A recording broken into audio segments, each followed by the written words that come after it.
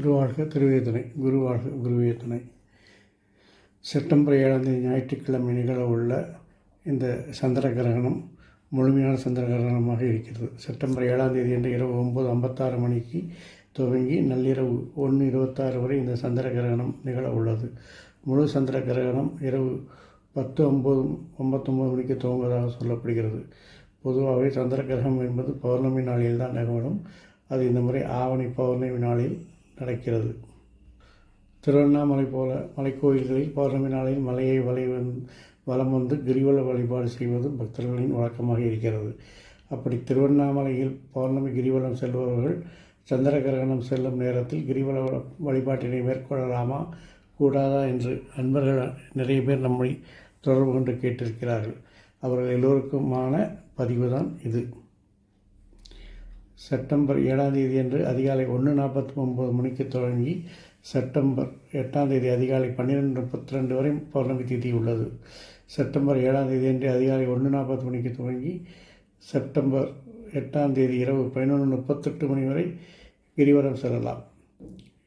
ஆகவே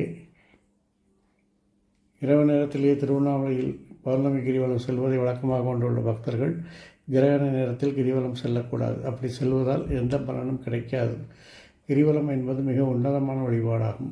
அதனால் பௌர்ணமி கிரிவலம் செல்வர்கள் கிரகணம் துவங்குவதற்கு முன்பாகவோ அல்லது கிரகணம் முடிந்த பிறகோ குளித்துவிட்டு சுத்தமாக கிரிவல வழிபாட்டினை செல்ல வேண்டும்.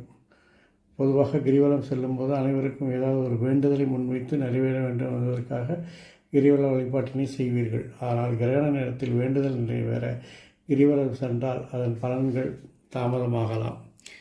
அதோடு ஆலய வழிபாட்டு சாஸ்திர முறைப்படி கோவில் நடைசாத்தப்பட்டிருக்கும் சமயத்தில் கோவிலை வரக்கூடாது என்பது ஆகம விதி. அப்படி பார்த்தால் திருவண்ணாமலையில் கிரிவலம் வரும் பொழுது அருணாச்சலேஸ்வரர் கோயிலை சுற்றி வர மலையைத்தான் வலம் வருகிறோம். அப்போது கிரகண காலத்தில் இரவு 9:56 மணி என்பது சொல்லும் பொழுது மதியம் 2 மணிக்கே கோயில் நடையை சாத்தி விடுவார்கள்.